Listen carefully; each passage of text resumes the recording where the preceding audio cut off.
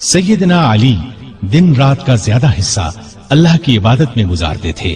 نماز پڑھتے تو اللہ کی ذات کے سوا کسی چیز کا ہوش نہ رہتا.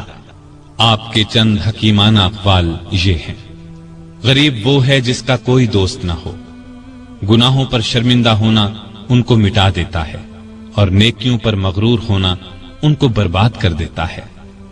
علم مال سے بہتر ہے، اس لیے کہ علم تمہاری حفاظت کرتا ہے، جبکہ مال کی حفاظت تمہیں کرنا پڑتی ہے. جو چیز نہ آتی ہو اس کے سیکھنے میں شرم نہ کرو. کسی سوال کا جواب نہ آتا ہو تو یہ کہنے میں نہ شرماؤ کہ میں نہیں جانتا. سخاوت وہ ہے جو مانگنے سے پہلے ہو. معاف کر دینا بہت اچھا انتقام ہے. مصیبت میں گھبرانا سب سے بڑی مصیبت ہے. لالچ سے کچھ روزی بڑھ نہیں جاتی، لیکن انسان کی قدر گھٹ جاتی ہے. بات کہنے والے کو نہ دیکھو بلکہ بات کو دیکھو. نیکی کی کوئی قدر کرے نہ کرے، تم نیکی کیے جاؤ. سخت ترین گناہ وہ ہے جو کرنے والے کے نزدیک معمولی ہو. مصیبتوں کا مقابلہ صبر سے کرو اور نعمتوں کی حفاظت شکر سے کرو.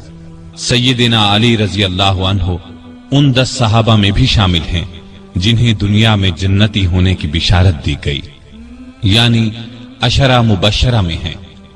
ان تمام خصوصیات کے علاوہ آپ کی ایک خصوصیت یہ بھی ہے کہ نبی صلی اللہ علیہ وسلم نے اپنی پیاری بیٹی سیدہ فاطمہ رضی اللہ عنہا آپ کے نکاح میں دی.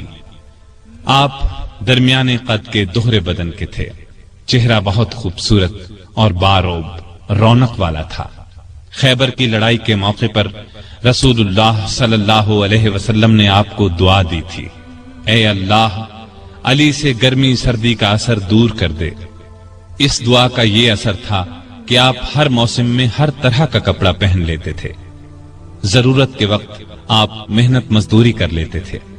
آپ علم کا سمندر تھے. آپ کی علمی باتیں بہت مشہور اور حیرت انگیز ہیں. ایک عورت سیدنا علی رضی اللہ عنہ کی خدمت میں حاضر ہوئی.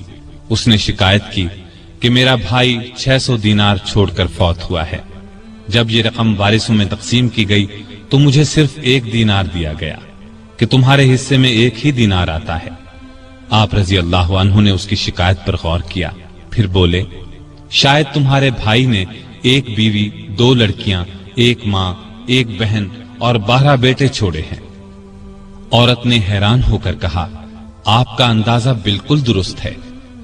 اس پر سیدنا علی رضی اللہ عنہ نے فرمایا: تب تمہارے حصے میں 1 ہی دینار آتا ہے.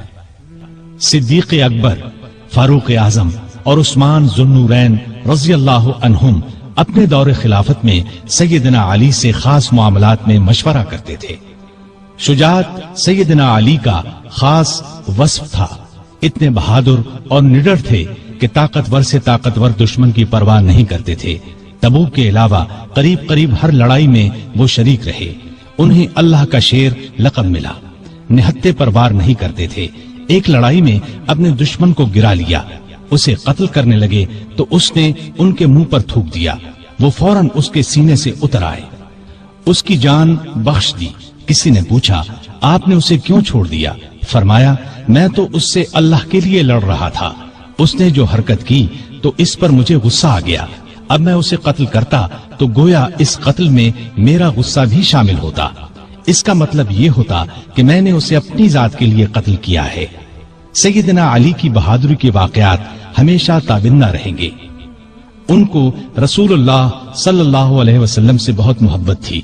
رسول اللہ کو بھی سیدنا علی اور آپ کی اولاد سے بہت محبت تھی. سیدنا حسن اور حسین کو رسول کریم صلی اللہ علیہ وسلم اپنے کندھوں پر اٹھاتے اور فرمایا کرتے تھے: اے اللہ، میں ان دونوں سے محبت کرتا ہوں. جو ان سے محبت کرے تو بھی اس سے محبت کر، اور جو ان سے بغض رکھے تو بھی انہیں مبغوض رکھ. سیدہ فاطمہ سے سیدنا علی کے ہاں 3 بیٹے اور 2 بیٹیاں ہوئیں. ان کے نام یہ ہیں: حسن، حسین، محسن، زینب اور ام کلثوم. محسن بچپن میں فوت ہوئے. سیدہ فاطمہ کی زندگی میں سیدنا علی نے دوسری شادی نہیں کی. ان کی وفات کے بعد کئی شادیاں کی، جن سے 11 لڑکے اور 15 لڑکیاں ہوئیں، اس طرح ان کے کل 14 لڑکے اور 17 لڑکیاں ہوئیں۔ اللہ تعالیٰ ان پر اپنی رحمتیں نازل فرمائے، آمین۔